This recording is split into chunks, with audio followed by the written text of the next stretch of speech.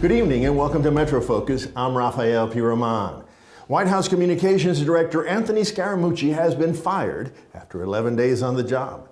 The ousting was led by President Trump's newly appointed Chief of Staff, General John Kelly. It was a short but eventful tenure for the former Wall Street financier, who will long be remembered for a profanity-laced tirade against his White House colleagues during a phone call with a reporter. With General Kelly sworn in as Chief of Staff on Monday, President Trump attempted to reassure the public that all was well, tweeting, quote, "A great day at the White House." So, how are things in the West Wing likely to unfold with General Kelly leading the White House staff as the first among equals? Joining us now to answer this and other questions is Chris Whipple, the author of the New York Times best-selling book, The Gatekeepers: How the White House Chiefs of Staff Define Every Presidency. Chris, thanks so much for talking with us today. I know you're a busy man this next couple of days. Thanks for having me. You know, in the epilogue that you wrote for your book back in December, you predicted the dysfunction that would beset this White House, which culminated in the chaotic events of last week. What exactly did you predict and how did you know? Well, you know, after the results of the election, the shocking results of the election, I hurriedly wrote an epilogue. And I said essentially that Donald Trump, with the ultimate outsider, with no government experience, would more than any of his predecessors need an empowered White House Chief of Staff in order to govern. I don't take great satisfaction in the fact that that's proved true, because it's been a disastrous 6 months for Trump. And that's one of the primary reasons. Was it because he picked the wrong Chief of Staff in Reince Priebus, or because Trump is Trump? Well, Priebus made a lot of rookie mistakes as White House chief, but fundamentally the problem was that Trump did not understand the nature of the job. He didn't empower Priebus to execute his agenda, and most importantly, to tell him what he does not want to hear.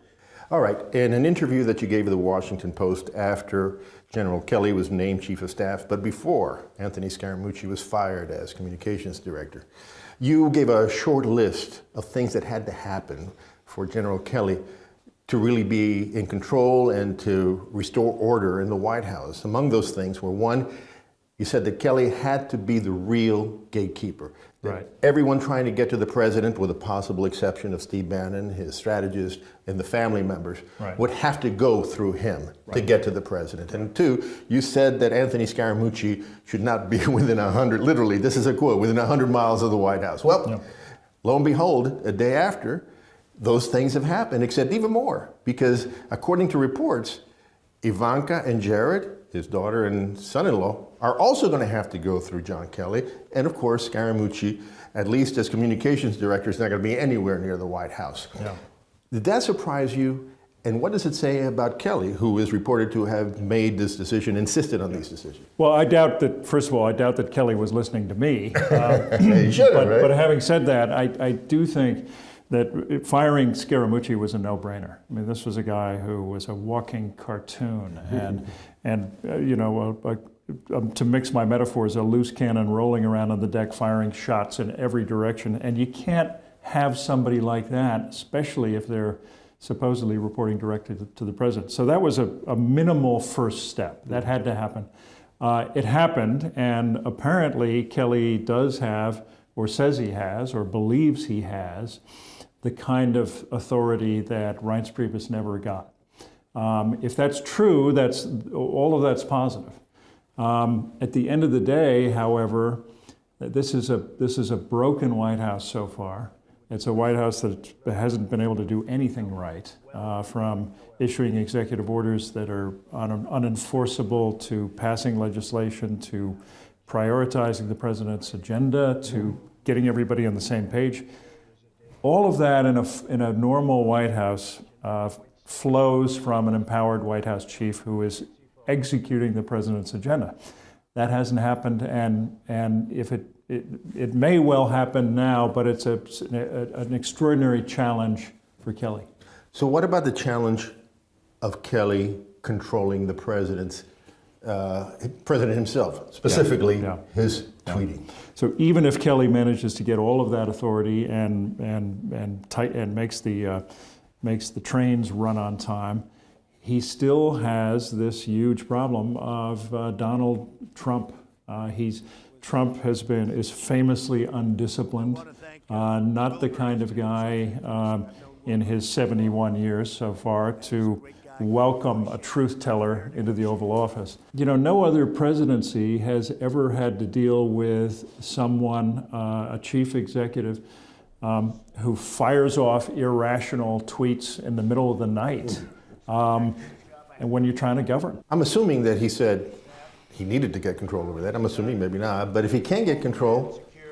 Well, you know, I suggested that that perhaps that Kelly should draw some red lines. You know, every effective White House chief of staff has to be prepared to resign. Plenty of them have. Plenty of them have been fired.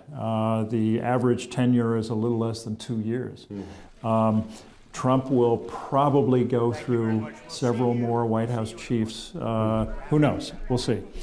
But I suggested that Kelly should consider saying, Mr. President, I know that you consider tweeting your bully pulpit. I know that it can be effective for you in some ways, but there's a red line for me. If you tweet something that is demonstrably false, I will resign, and you can find White House chief number 3. Sure. Whether Kelly would be willing to draw that line, I have no idea. So we'll see. So General Kelly is the 3rd general in the close circle of associates of the president. The Secretary of Defense is a general, the National Security Advisor is a general, he is a general. What, as you said, Donald Trump is famously undisciplined. He doesn't believe in protocol and regular chain of command, but he's attracted to these generals. But he likes generals. How do you explain that? He likes generals. I can't get inside his head. I can't play, you know, armchair psychologist. But what I will say is that the history with generals as White House chiefs is not encouraging. They may be very good at the chain of command, but the last time a general was White House chief, it was Al Haig under Gerald Ford right after Nixon resigned. And Haig lasted a little more than a month. It was frankly a disaster. And one of the reasons it was because Haig was unable to control Jerry Ford's White House. He was unable to be a real gatekeeper. People were coming and going. Jerry Ford liked it. He called it the spokes of the wheel, with Ford at the center. It was a disaster. So within a month, Ford was begging his old pal Don Rumsfeld to come in and whip the White House into shape, which Rumsfeld did after Ford empowered him. Yeah. So what do you think? Theoretically, can General Kelly right this ship? Can he make this, or help make this, a successful presidency? Look, there's always a chance. It may be a slim chance, because once again, even if he does everything right, and even if he is empowered as the gatekeeper, and even if, and these are a lot of ifs, all the other senior advisors come through him to Donald Trump, he's still, at the end of the day, is left with a president who has so far been undisciplined, unfocused, unable to govern, and so far hasn't really learned anything about governing. All right. Chris, well, thank you so much for joining us. We'll have you again in the future to see how this all unfolds. Pleasure to be here.